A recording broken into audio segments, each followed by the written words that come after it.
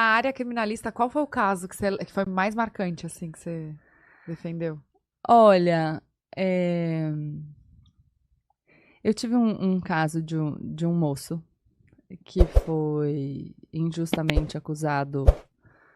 Eu vou tomar cuidado só pensar pra falar, porque eu tenho que não posso falar o que eu não posso falar, né? Tá, Pra não, lógico. não divulgar. Ele foi injustamente acusado de um crime. Não era nada extremamente grave, mas ser acusado de um crime qualquer que seja é muito ruim. Ele era de uma cidade pequena. E ele chegou no escritório, enfim, por uma indicação. Era um caso pro bono, ou seja, a gente não recebe pra advogar, porque ele não tinha como pagar, inclusive. Uhum. Ele foi um moço que perdeu os pais, jovem, morava com os avós. Tinha acabado de perder os avós também. E aí ele foi envolvido nisso, estava errado, ele não tinha feito aquilo do que ele estava sendo acusado, tanto que ele foi absolvido. E estava muito claro que não era ele. E quando ele chega no escritório, foi fazer uma reunião, e ele me perguntou, a gente vai ter que fazer outras reuniões? Ele tinha tentado trabalhar como fotógrafo, e ele teve que vender o equipamento dele para pagar o primeiro advogado. O primeiro advogado também faleceu. Pois Nossa é. Senhora. E aí ele não tinha mais recurso para pagar outro. Imagina o desespero dessa pessoa. E as pessoas falando dele na cidade, uma coisa muito ruim, assim, prejudicou o relacionamento, muito, muito complicado. E ele no meio da reunião, eu já estava muito abalada emocionalmente, a gente tem que tomar cuidado, né, para não se abalar em todos os casos, porque senão a gente não vive e não consegue fazer o nosso trabalho com qualidade. E ele falou para mim assim, a gente vai ter outra reunião antes da audiência, a audiência seria no interior.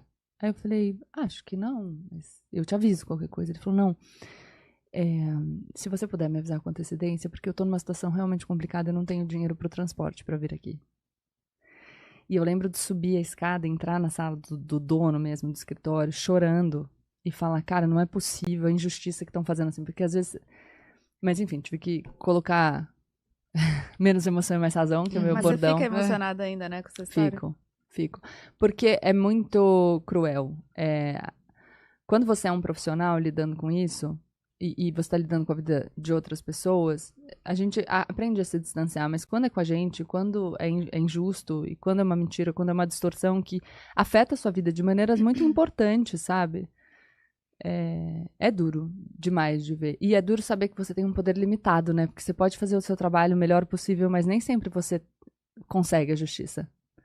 E pode ser muito frustrante. Nesse caso, que bom, a gente conseguiu. Mas me emociona. Eu tive alguns casos, assim. Eu tive um caso fofo também, de um senhor que... Ele não entendeu nada, porque era tudo técnico. Eu expliquei mais ou menos pra ele que eu tinha resolvido o caso dele. E ele fala pra mim, eu preciso te pagar.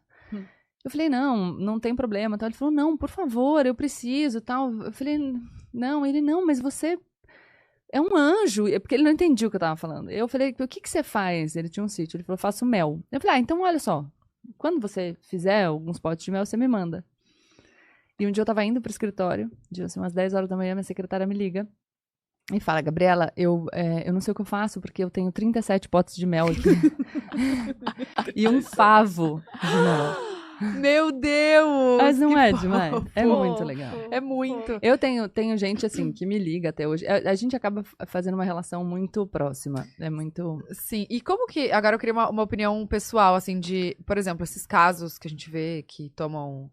Que tem mídia, enfim, que você sabe quem fez, até essas questões de pais com filhos e tal.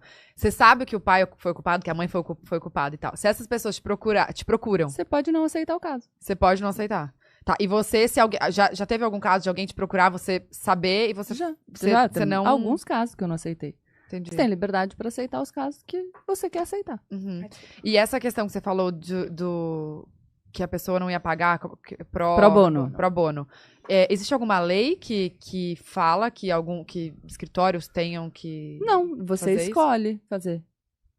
Porque assim, tem a questão de quando as pessoas são presas e não tem condição. Mas que aí tem a gover- defensoria. Ah, a defensoria. É Isso outra que eu ia- coisa. Isso que eu ia perguntar. Você tem a advocacia pública, as defensorias públicas foram estruturadas, não, é mais recente, né? Embora não tão recente.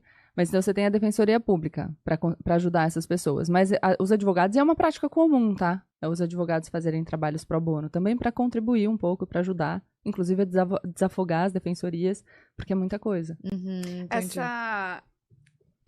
Esse jeito de falar, que tipo, advogado de porta de cadeia. É isso que você tá falando de público? Não. Não tem nada a ver. Não, a defensoria é um órgão super sério. Não, mas o que quer dizer esse...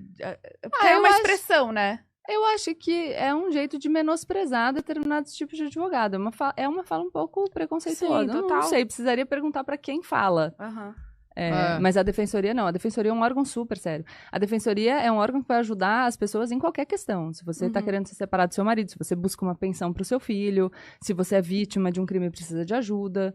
Então, a defensoria é fundamental, proteção de direitos humanos, é importantíssimo. Entendi. E essa defensoria, você tem que fazer concurso pra... Você faz concurso. Entendi.